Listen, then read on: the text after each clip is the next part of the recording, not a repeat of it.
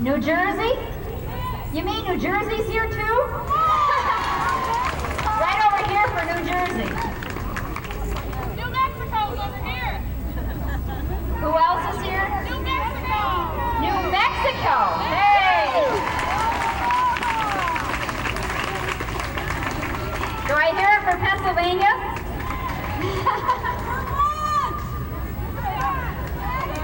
Massachusetts, okay.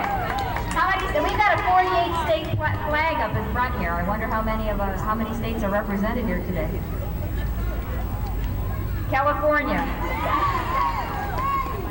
Hawaii, and Alaska. Okay. They came here to factories where they breathed wool dust into their lungs and were told to be thankful. And also to Seneca Falls came women from other American cities and towns. Their insides turned to deserts as they sat in the loneliness and silence of a woman of their time. Elizabeth Cady Sten stood alone in a house in this town with neither her husband nor a doctor as she nursed alone children with malaria through the night, only to be told by men during the hour of daylight that she was not allowed to have a bank account, own property, or cast a vote. From these two places, my dream endures, my hope persists, and my heart is more determined than ever. I am certain of victory. For even though I have not changed the world with all my efforts, I do have two daughters who now follow me, and they do not know how to falter. Try giving them a world where by agreement a woman is given less than a man. Try it, and good luck. Try to tell them they cannot control their own bodies and make their own choice. Everyone, and better than no one. Yeah, To love. because the lighting. I know you don't hear that word in speeches much, except for anthem. A speech is supposed to be filled with verbs of might and allusions to great success in warfare. I think that talking about love of each other is an important business of government. I think it's part of a woman's perspective. Okay. Wait a second. It's okay. Let me just get this one, okay, and then we'll give it back to you. We look more often at the trees and the air and worry about its content. We look at children as they wait for a school bus or play on the floor, and we wonder about their future. Ready, guys? We look at the covered, and we look closely at the people who seem to have power over our lives. Our supervisors, if we're lucky enough to have jobs. Is it going? Our The husbands, light's not on. our lovers, our parents, if we're dependent on them, and assisting, and tell us that we don't understand. We just don't understand missiles. They want only the usual range and the usual outlook. The first woman in the nation's history on a national ticket said the other day that she thought the United States invasion of Grenada was at best unthoughtful. She said that the military saw Grenada as a place with a population of 100,000 dedicated communists ready to assist Russia in the Caribbean. Using a woman's perspective, Geraldine Ferrara said that we were looking at Grenada the wrong way. We should have realized first that Grenada is made up mostly of women and children. Think of it. Our generals and politicians said there were 100,000 dedicated communists there. But women can't. And a woman looks and says, in effect, "What are you talking about? You have invaded a nursery."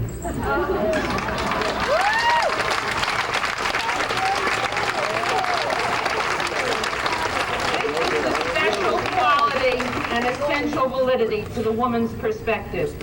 When we see the leaders of our country on television, we see white, middle-aged, aging men, some with dyed hair, strolling about, and we become apprehensive. Reagan for Shaw! When we see the leaders of Russia standing on the wall in Lenin's tomb, we become equally apprehensive. When there's a woman strolling under the portico of the White House, and there are women along the wall in Moscow, perhaps the world will have leaders who think a different way. Leaders who, as they say the word nation, see in their minds not missiles sulking in the ground, but the children of that nation running. And she's recently written a book about getting women to vote and getting women registered, which is what her group is doing here today. Without any further ado, that's it. You can yell it. There I am. I'm going to take my hat off to her.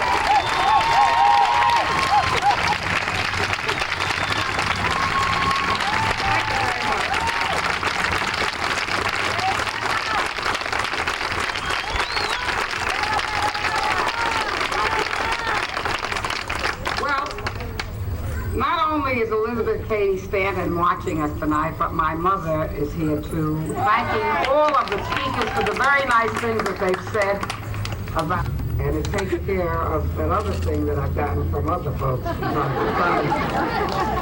As we all do. We all need it, and we all have it, and we all should display it, and we all do, as Ronnie so beautifully indicated in her remarks. I have been asked by Congresswoman Geraldine Ferraro to read 136 years ago, American women gathered to hear Elizabeth Cady Stanton declare that all men and women were created equal. Exactly 64 years ago today, the spirit of Seneca Falls became and the dream of Women's Equality Day. Our mothers and grandmothers fought to achieve full participation in our country. We must pass their legacy on to our daughters and our sons by exercising our precious, hard-won right to vote. Today is our day.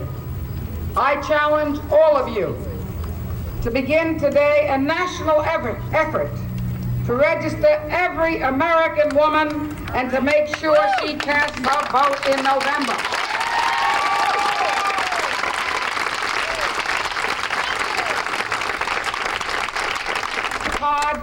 I can receive today is yours.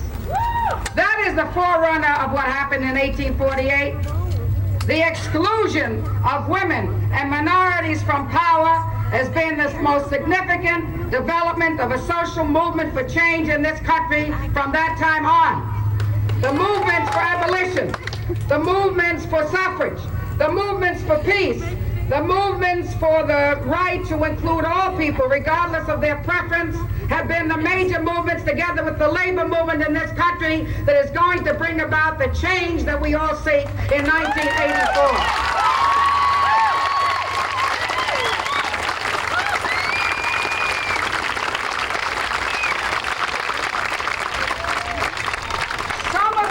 Wonder why it is that in 1848, at our famous convention that we celebrate here today, that the only resolution that had difficulty in passage from even among those who were creed and their background and their religion and their ethnicity and their sex and their preference, that they seek to say that in this, the richest country in the world, there has to be a much fairer distribution of the economic resources of this great country to all of the people.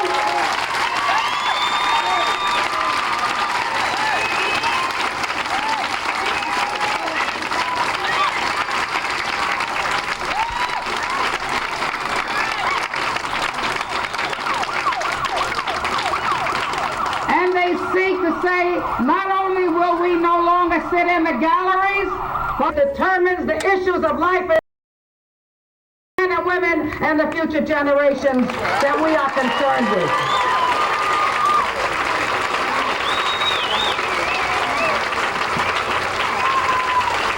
Yes.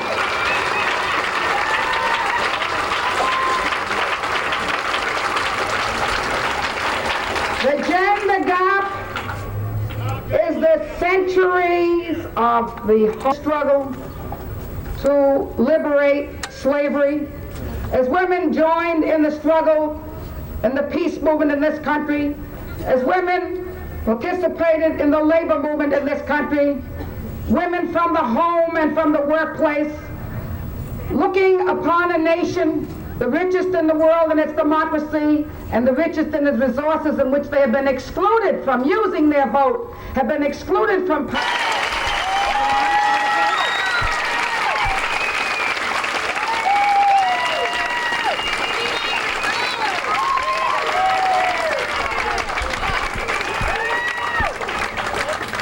Quoting again Frederick Douglass, who said, "A government by man alone is at best only a half-supply government. It is like a bird with one wing, unable to soar to the highest and the best." We women gathered here today must make a new declaration.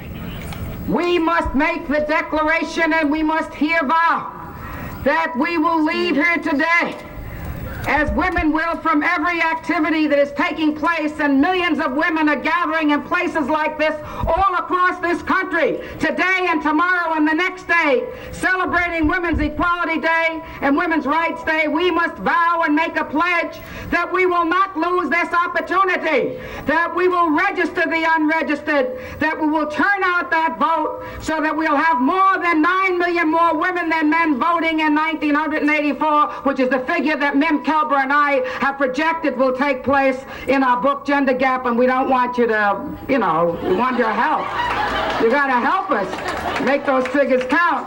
But I believe that it is our sacred duty as we leave here today to recognize that we can make the difference. That the women's vote, since we are 54% of the electorate, can make the difference as to who will be the president and vice president of this great nation, who will be sitting in the Senate, who will be sitting in the Congress and the state houses and the city halls and the legislatures of this land, and that a lot of it depends upon us. And as we recognize our great responsibility to give leadership to a world and a country that has faltered on both sides of the aisle, we must realize that what is happening with the existence of the gender gap is a sociological and a politically unusual thing. Many have even suggested that women are coming to consciousness as a sexual class. It's a very hard thing for those who have studied political history to accept that idea. But the gender gap, whereas it doesn't include every woman, is very broad and is very wide and it's very deep. It includes women from all classes, women who want peace, women who are poor, who need to survive, women who work and need that salary, women who are minorities and are doubly and triply discriminated against, women who are of different sexual preference and have also had double and triple discrimination, women who are elderly, and children who are becoming a new class in society, the poverty class, through the feminization of poverty. All of these women are coming together with our allies in labor, with our allies in the peace movement and the environmental movement and the civil rights movement and the black and the Hispanic and the Asian and the Native American movements, who are coming together with people in business who've been victimized by policies economic which are insane, by the people who have been jobless, by the people who have been wounded and hurt, by the young people who have lost faith, who for the first time through us, and I believe through the opening of the door of the political process to a new element, namely a woman sharing power, can have new hope. But we must lead that resurgence and renaissance of popular democracy into a major victory in 1984.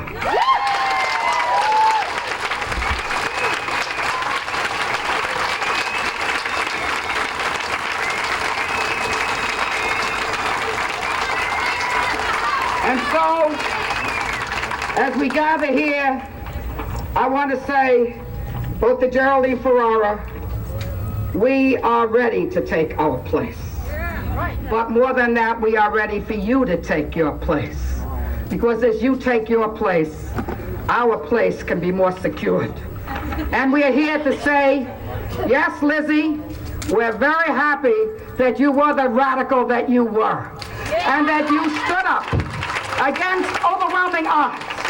and became an ideological leader who set the pace and who set the direction which we here celebrate today.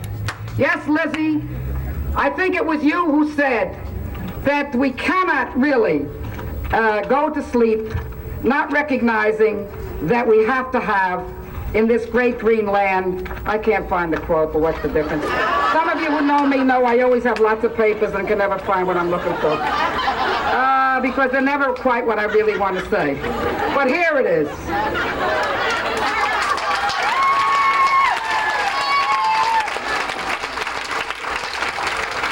I get carried away by myself, so I stop quoting other people.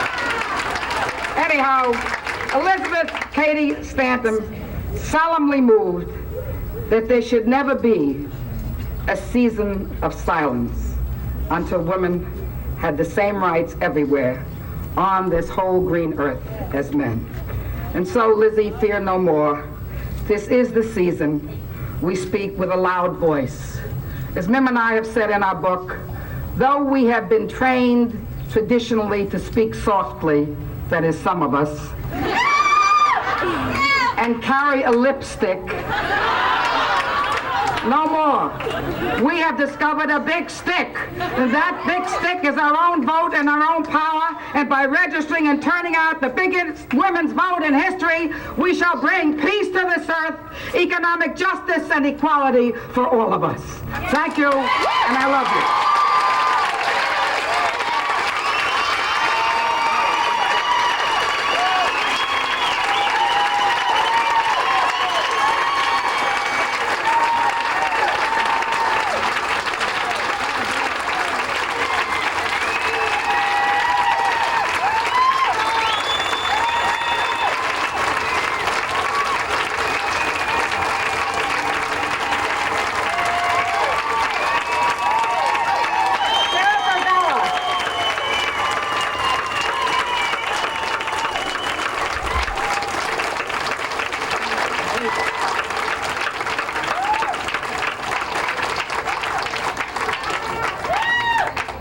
How many of you are hungry? Okay, well, there's a stand over there that has food.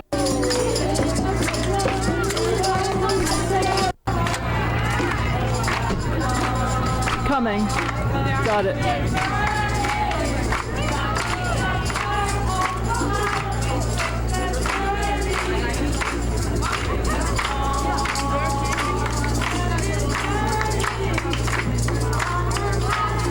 Ralph Sinagrobi, is he here?